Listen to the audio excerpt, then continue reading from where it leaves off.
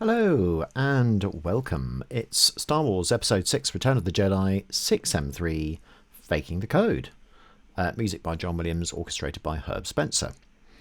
And this is quite a long cue actually. We've got about 80 bars or so, 81 bars I think. It's quite edited from the original cue, the film version. There's all sorts of little bits of sort of cutting bars, hence I've tried to cobble it together. I did try to use an AI to separate out the music from the sound effects and dialogue, but it's hopeless, absolutely hopeless, because the sound effects are so tonal that it can't distinguish anything at all, so it was absolutely useless whatsoever. So I had to kind of audio edit all of the bits from previous recordings, so it's not completely 100%. You're missing some woodwind and things like that, but anyway, hopefully it's of interest. And I'm going to switch over to the screen share over here, so hopefully you can sort of still see me. There we go, I'm in here. I've got sort of OBS on one thing and the screen on here, and I think we might even be able to have a little bit of a keyboard today as well, so let's give that a go and see how it turns out. But basically this is it. So we've got the piece starting. Well, let's go through the orchestra first. So we got 2 flutes, piccolo, 2 oboes, cor anglais, 2 clarinets, bass clarinet, which doubles, 2 bassoons, contra, which doubles as bassoon, but I don't think it does in this one. 6 horns, 4 trumpets rather than 3, 4 trombones rather than 3. Sometimes he uses 3 in Jedi. 1 tuba in this particular thing. Timpani. Then we got a variety of different sort of things. Don't kind of ignore that, but basically that's kind of it. We just have 1 harp, I think just 1 keyboard actually in this one, men's voices, which you'll hear, obviously not in the live version because they don't have a choir in the live version as far as I know, and then full strings as well. Yeah, I mean, actually, just we'll go through orchestration a little bit later on, but I think let's deal with all the notes first of all and the composition, which is fascinating. So, interestingly enough, I don't think any of these themes that we hear, apart from the obvious ones like the Force theme and things, are found in any of the incidental leitmotifs that Frank Lehman has done in his thematic catalogue, although they seem to be very prominent in my memory. Especially, you know, just the beginning bit. And then this bit.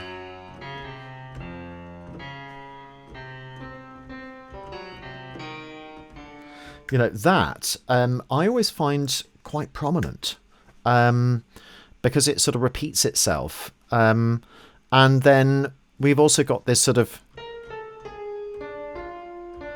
slightly Emperor hybrid type stuff going on. We've also got this bit here, which is interesting because it sort of brings to mind the Boba Fett bit from Empire Strikes Back as well. There's a bit of this sort of twiddly bit, basically, the sort of trill-like effect. Lots of the homophonic pan-triadic stuff going on, usually in the brass, usually trombones, but sometimes the horns as well. And then we've got sort of similar things with the Imperial March, really. It's not directly similar, but there's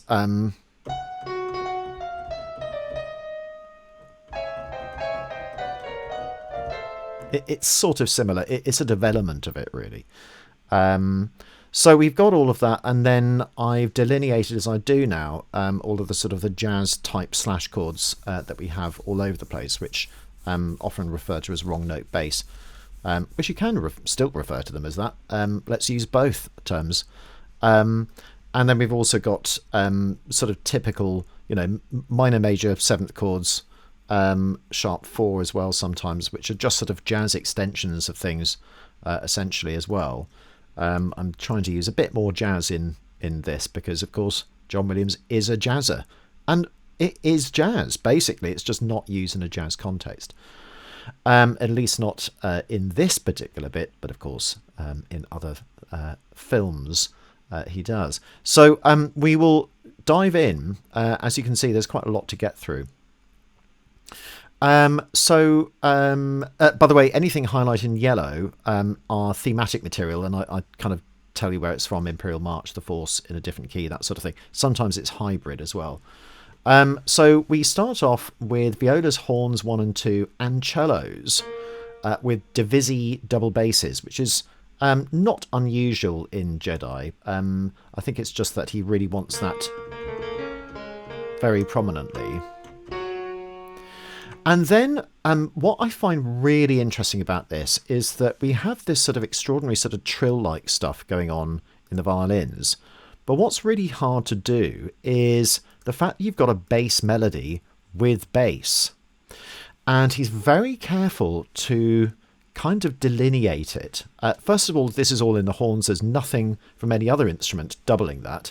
And this is strictly wind and, or low wind, in other words, sort of bassoons, bass clarinet and contra, and double basses.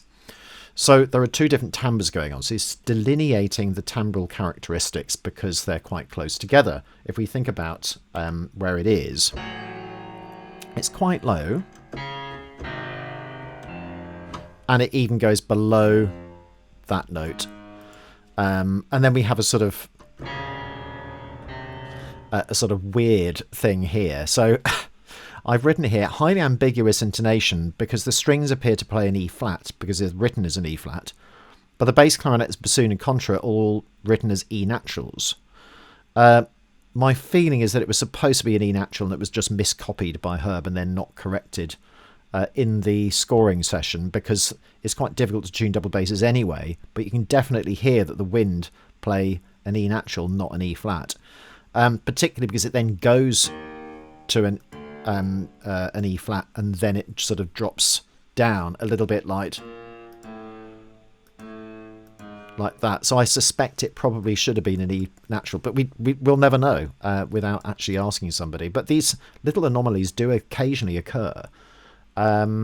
So it's quite interesting. You can definitely hear the bassoon and bass clarinet playing an E natural at that point, but it's just very, very difficult. It'd be interesting if somebody could put it through, I don't have it, but sort of Melodyne or something, just to see what it comes out as. I'd be interested to kind of try and know. But for the time being, I'll just put both notes because that's what is written. The other thing that gives me a clue that it's probably should have been an E natural is that the timpani is definitely an E natural at that point. But anyway, so we have this very distinctive melody as well, and it's really harmonized sort of rather interestingly. So it starts off in B flat minor, and then it sort of goes to an F sharp minor in first inversion, then F minor, so it's a sort of semitonal shift.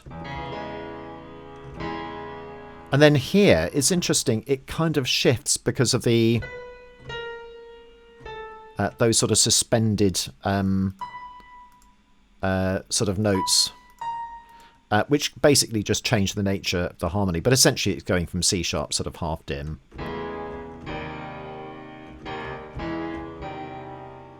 That sort of idea.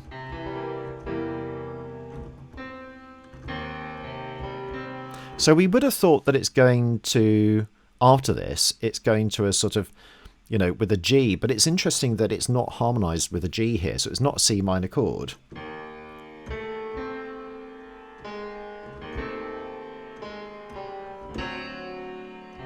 It's sort of real jazz sort of stuff, 2 to 5/7 types.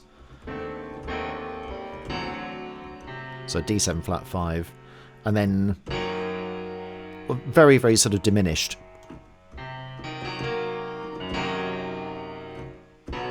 And then suddenly it goes into B minor at that point. In the original, there's all of this sort of stuff going on, with this sort of really weird synth line, ARP 2600, I'd imagine, just going woo like this, which seems to have completely disappeared from the film version. So at that point, we then have an inadvertent shift because there's an edit there. So at the end of that, we've got this stuff where the woodwind has actually been erased from the recording. And you can't really hear it, but you can definitely hear that. And interestingly, at this point, we've got this sort of what I've called a B major 7 with a flat 13, also flat 6 as well. But it's interesting how that sort of appears. So it's part of a harmonic major scale. And what's interesting is that it combines the previous chord changes in one: G flat to F sharp, E flat, D sharp, B flat is A sharp. There's a sort of real N harmonic shift at that particular point. Yeah, it's sort of interesting how that sort of chord is sort of happens. You know, that's that flat 13 or flat 6 at that point. So again, a sort of slightly jazz version that is used, but not in a jazz context. And then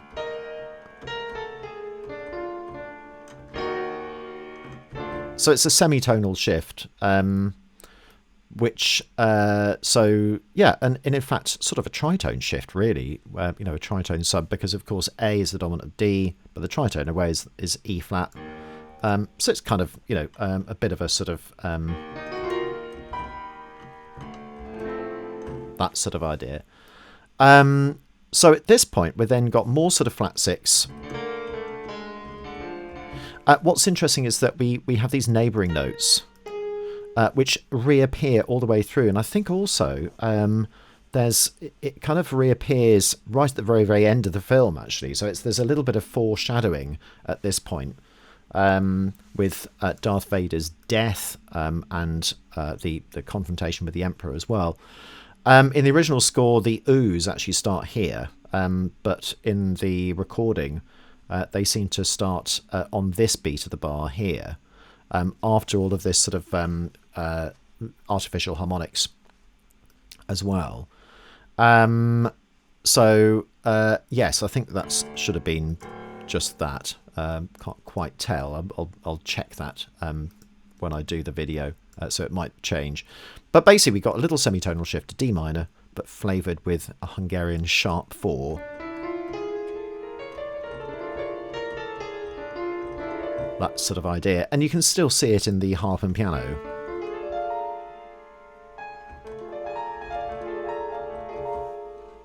And then it goes into our really interesting little sort of old Boba Fett thing. Now, what's really fascinating is all of this sort of little filigree work in the strings is sort of bubbling away. And it's really interesting. So we've got, if I try and play some of it, but it doesn't do the same thing on the way down. It does something like different. So it's part of a sort of B flat minor. Why? I don't know. I mean,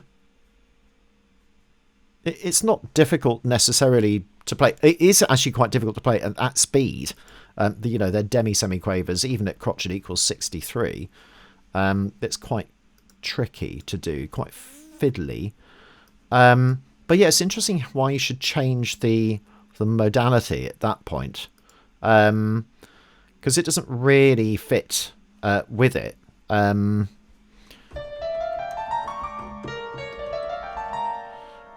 that would be the mode. I mean, I suppose the D flat's the same as the C sharp. So the only real note that's changed, well, the only two notes that are changed is the E flat and the C natural from the C sharp and the E natural there. But it's still sort of like, it's just a whimsy, isn't it, really? I don't think there's any sort of theoretical thing that we can kind of conclude from it. And it repeats all the way through, despite all of these sort of things, over a D pedal. And I've just called it pan-triadic because that's what it is. And slight adjustments as well. Like that. again, a sort of slightly jazz. You might sort of see that in a big band type sort of thing as well. Yeah, so it's last the Luke's rescue. It's not actually Luke's rescue. It's as he sort of rescue of Han from the Empire Strikes. But I just can't remember which one it is. But somebody will write it down in the notes for me, I think.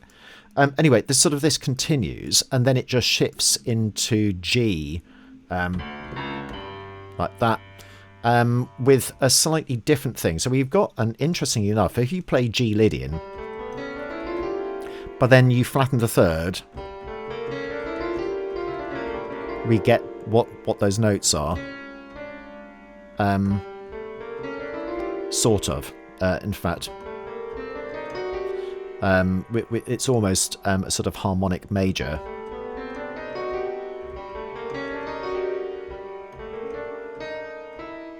Hold a sec, it's not, is it? I'm getting into very, very confused territory here. So I thought that's what it was, but I don't think it is.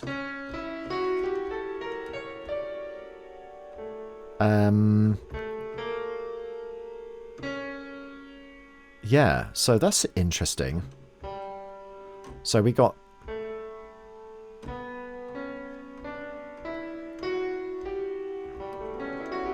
Yes, okay, so... Yeah, it is G Lydian. But with the flat 3. Yeah, there we go. I did get it right. I was just playing all the wrong notes. Basically. And then we've got sort of de-altered mode 7, which is slightly changed, actually. So instead of that, we've got that sort of E natural at the end. But again, it's sort of interesting how that sort of combines. It's just you're getting this really exotic sort of modality, which is the sort of thing that he likes to do.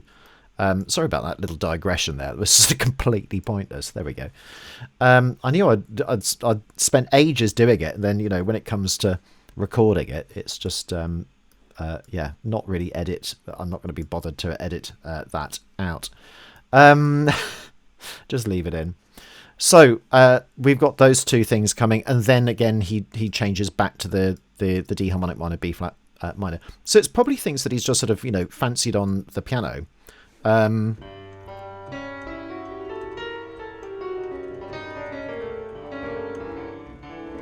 know, just trying to, you know, a bit of whimsy, basically. We've then got this little neighbouring notes which occur again, which I think is interesting. I'm sure there was something else I was about to say, but I will leave it for the time being. I know that it's coming up quite soon. This sort of D and then B flat sort of, that sort of idea. Whoops. You know, that's reminiscent of the Imperial March. So it does come back, that sort of tertial relationship. We then return to this. And interestingly enough, it jumps from that semiquaver straight into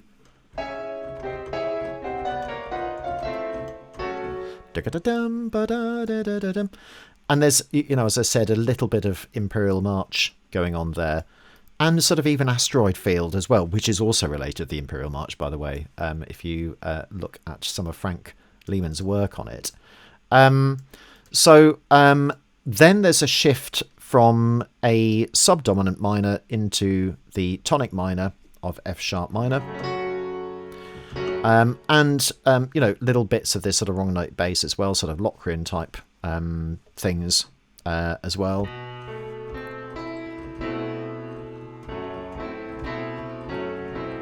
That sort of thing. Again, a sort of jazz type way of getting from one thing to another. In this case, I think the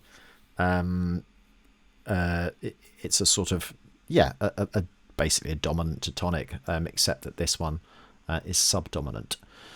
So a sort of reversal.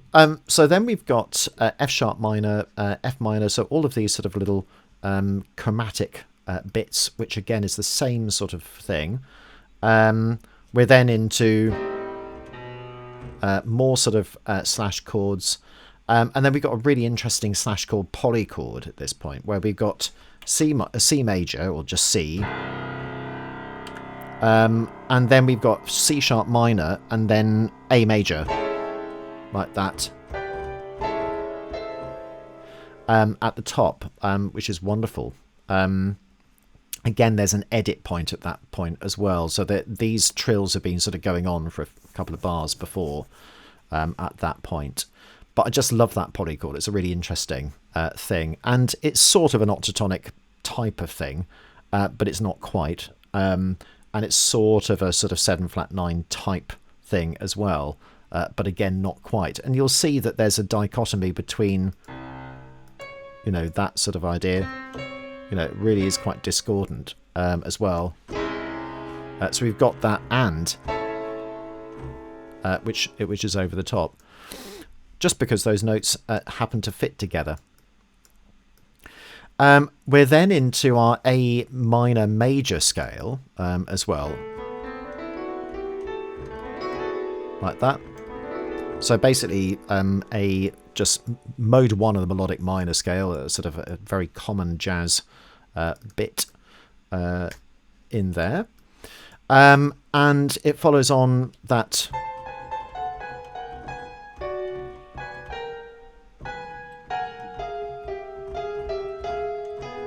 sort of thing. Interesting enough that it's an F sharp, not an F natural. I don't know whether that was... Should it have been an F natural? Because I think that's probably what I would have done. But they play an F sharp, so I've written one, even if it was incorrect. But again, it passed the scrutiny of the people doing the edits and takes. We've also got these, you know, typical 3/3 voicings.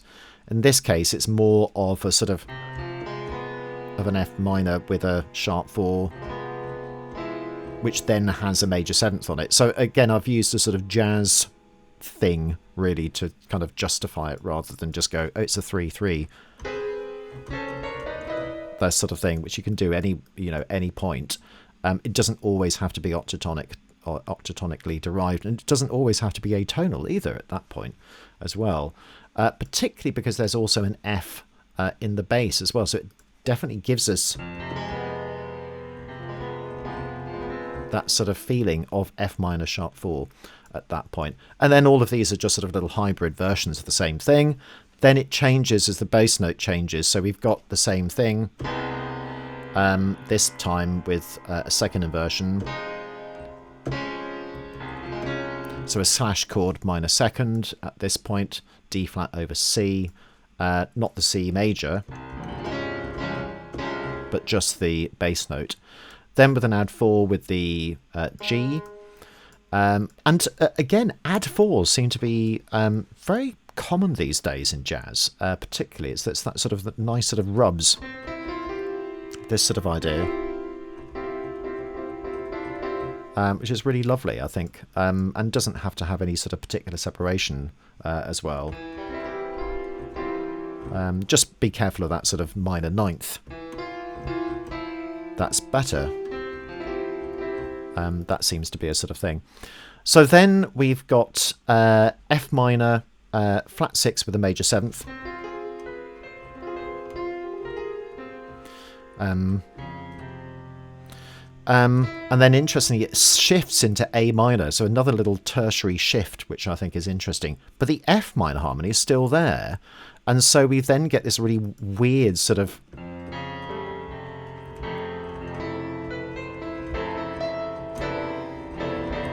real sort of polychord type sort of stuff in there, which I think is really fascinating. So in other words, A minor there, but then we've got this sort of chord. What is that? I've no idea.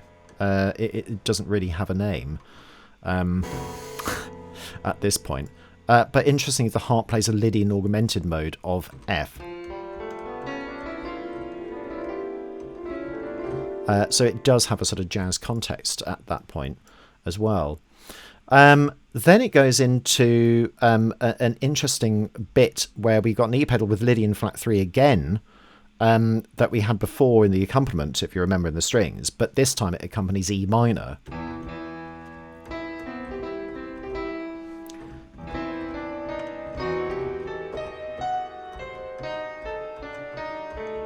And it sounds very sort of octatonically as well.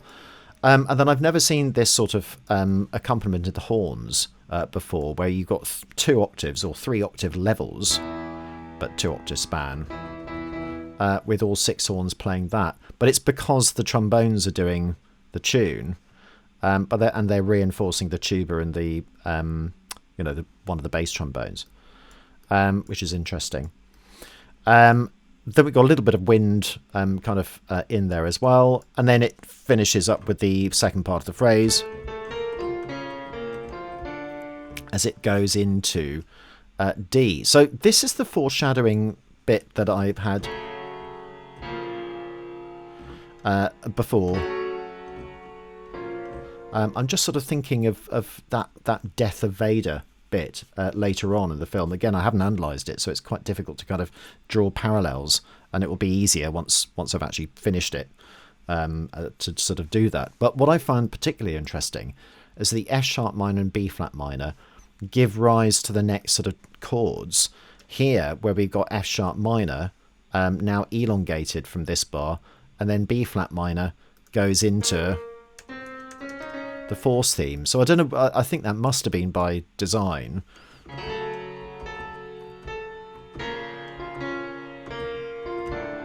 That sort of idea. Whoops, I've gone into all sorts of horrible things there.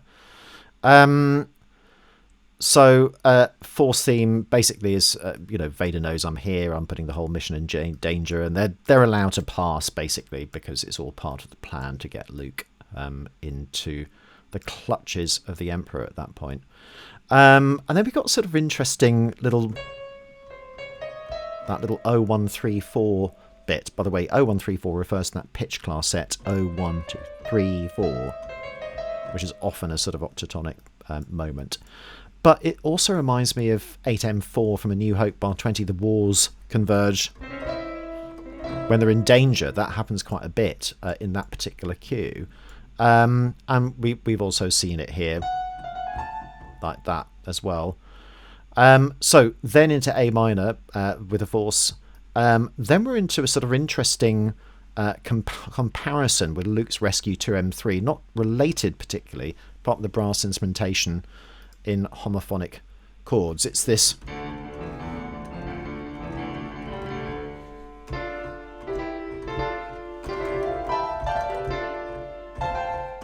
that sort of thing. It's that sort of pumping motor rhythmic escape type sort of rebels trying to get away from something type of feeling. And it's interesting that it's just a dyad and then it goes into a triad as well. And it's just a sonority thing, I think, because he could have done the E at the top, but then it doesn't make any sense melodically because he needs the C sharp there because it's going up in thirds. If he had the C there, it draws away from the melodic aspect of what's going on. Notice also that the bass is pumping those crotchet rhythms or quarter note rhythms beneath that bass part, and then there's enough sort of space in between where you've just got sort of those fiddly viola parts basically going on. Here, viola, cello and double bass sort of obviously octaves apart. Then the horns take over after the trombones, much less prominent. Sorry, B minor. And then we've just I didn't sort of put all of the chords there because they're sort of so obvious at that point. Then it goes on into this sort of new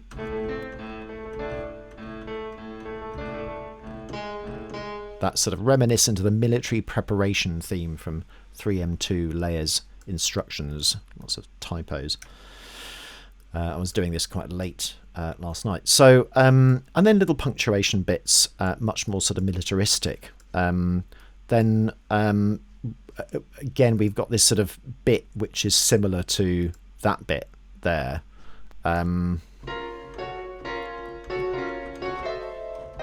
Like that. Obviously, I've just written the chords in one of those parts. Half of Imperials, because it doesn't have... But it's definitely a bit of Imperial stuff, at least reminiscent of it. And it kind of, you know, is extrapolated from little bits of those sort of fanfare-like sort of things.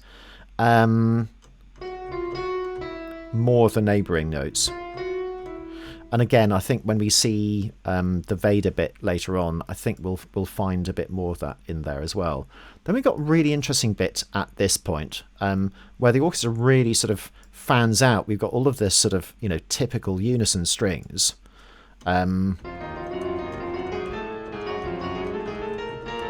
Which is kind of, you know, B flat minor, but it's also sort of octatonic-y type thing. We've then got, you know, our flat 6.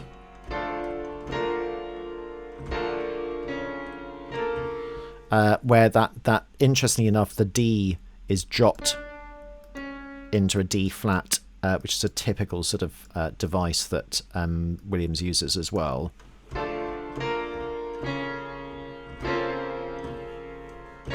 And it seems as though it's going into B flat, but it doesn't. Just goes back to D. And then like that with slash chords at the top, effectively. So changed harmony over static bass at that point as well. And that brings everything to a close. Interestingly enough, look how little percussion there is in the whole thing. If I go into it, we've got little bits of deep drum, suspended cymbal, nothing as a tam-tam there, nothing for ages, a bass drum that just happens on one note, and that just sort of punctuates the double basses without the cellos at this point, interestingly, by the way. So that goes on for quite a while. We've got a little bit of tam-tam, bit more of the deep drum, bit of timpani going on, but very, very little, nothing in here at all. Nothing again, a little bit of timpani, just to punctuate the end of the phrase and the beginning of the new one. Again, nothing. Then as soon as it gets the military thing, you expect a side drum. Oh, there is. But then it just sort of cuts out for ages. Then there's nothing again. And then a little bit of timpani as it goes into that sort of last little bit. Whoops. That's that bit here. And then deep drum, anvil and cymbals just on one beat, and then another bit of deep drum, tam-tam to finish. And that's kind of it. So again, it's interesting the scarcity of those sorts of things. So having had a look at that, let's turn our attention to some of the orchestration aspects. Yeah, this whole bit of the brass.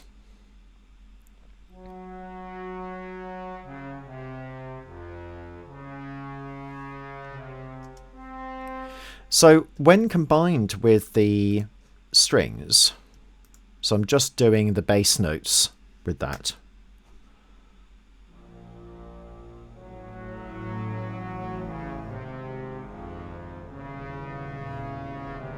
Yeah, and that makes sense, doesn't it? You know, having the prominent thing in the brass and then the subsidiary thing in a softer instrument, in this case, double basses only, but then with the bassoons as well, which are also sort of quite soft, really, although the contrabassoon won't be at that particular bit.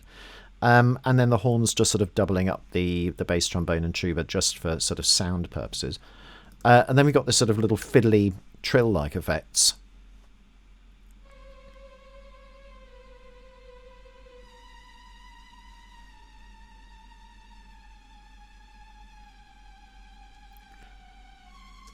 Like that as well.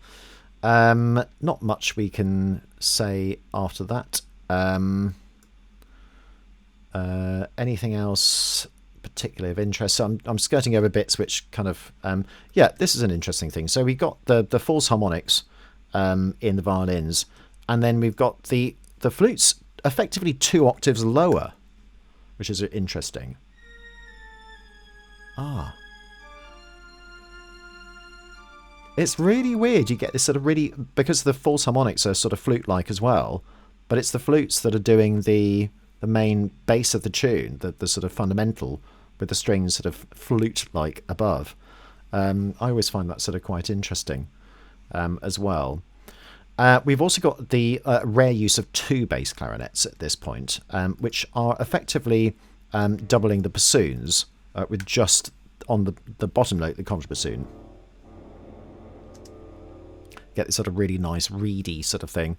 Again, the violins are in unison at that point. No violas present at all because they're just not needed.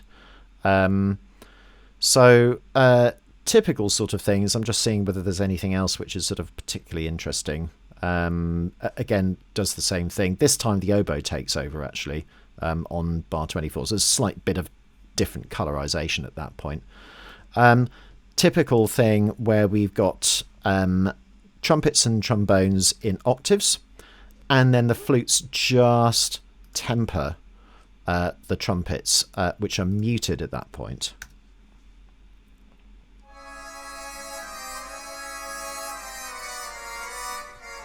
It's such a John Williams sound, it really is. And I think also the trombones are still muted at that point as well, so that's worth bearing in mind. Just straight mutes, nothing sort of too fancy. Although I did notice that sometimes he uses fibre mutes, what he calls fibre mutes in the horns as well. And often he doesn't use all 6 horns as well. Sometimes he just uses, just the 4. This time it's the oboe's core with the horns. That's a typical thing as well.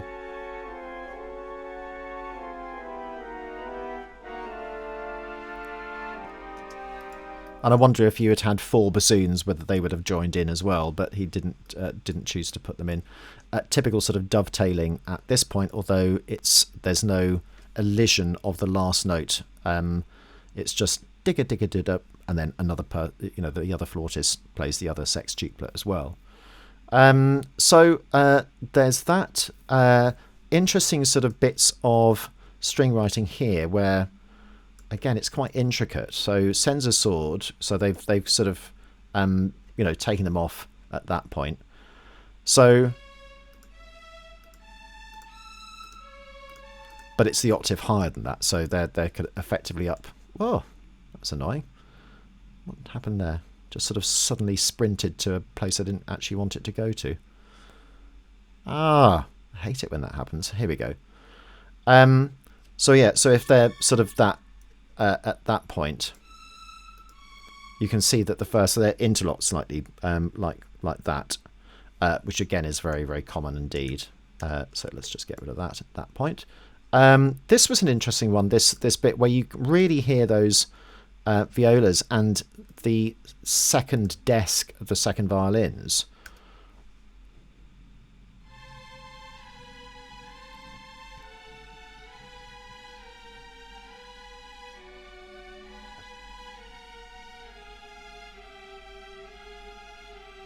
Like that, and then this is an octave higher as well, which is sort of again in thirds. It's supported a little bit with the vibraphone with soft mallets at that point, and then we got all of those sort of, do you remember those 3/3 type chords as well, what I was calling an F minor type. So that's pretty much that. Lots of trill like effects. Again, if we go into the violins, always like going into the parts, look at how much sort of tremolando and filigree stuff. There's little bits of melodic material, but not much. There's all of this sort of stuff that we've had before. I suppose the last bit of it is digga-dum, digga-dum, bum, digga-digga-dum. But really good fun to play. I bet that was fun to play. So I think that's kind of about it. I'm trying to think of anything else. There's nothing particularly woodwindy that kind of grabs me as being particularly unusual in terms of, note doublings and stuff like that. I mean, here it's just sort of, because everything is in thirds, it's just oboe 1 plays the top note, oboe 2 plays the middle note, cor anglais plays the lower note. Guess what? Bass clarinet at this point plays the lowest note and then two bassoons are above, which again is a Herb Spencer thing. He loves doing that.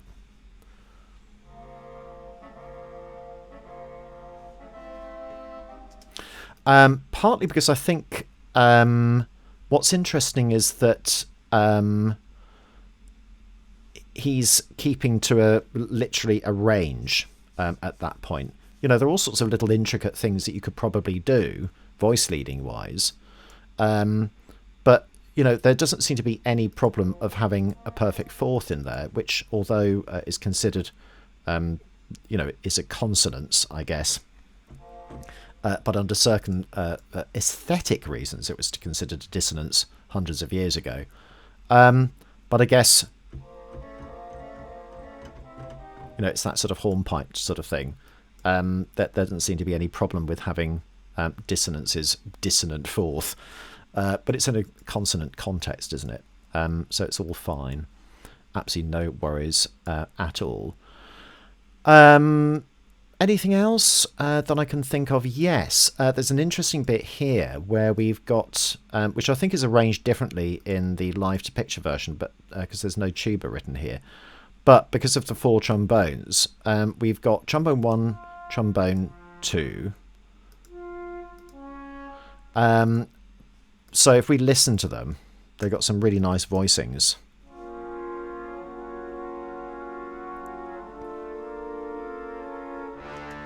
Like that. And then we've got exactly the same sort of thing, pretty much. There's slight differences in the trumpets.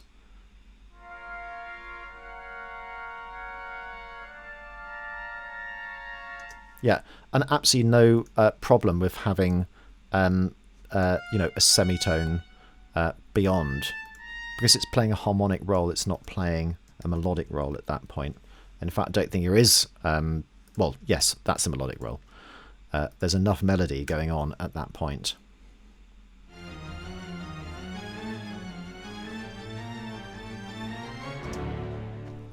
Like that, and then that big sort of clash with horns, Asics. And then just for the very, very last bit, flutes in thirds, and cor and oboes also in just numeric, just call it numerical order. Top note is 1, middle note is 2, bottom note is number 3. That's it. So there's nothing in the way of sort of those sort of interesting blends and, you know, clarinet above oboe and that sort of thing. It doesn't really seem to occur in this particular bit at all. Interesting enough, where the cellos divide, quite often there's that sort of going on as well, but because they're only going to the D, there's no real necessity for that sort of thing at that point. But notice the cellos are divided because they're the strongest bit of the strings and they can afford to. Some bits I just haven't bothered putting in, or the harp gliss, because it's kind of unnecessary at that point. Anyway, I hope you enjoyed that. I have. It's been quite fun, and I very much look forward to seeing you in due course. And sorry that it's a bit late, this one. I will endeavour to get more out, but it's been quite tricky at home recently. So just my mother's very unwell. So these things happen, and there's nothing I can do about it. So I look forward to seeing you on the next one. Take care for now. Bye bye.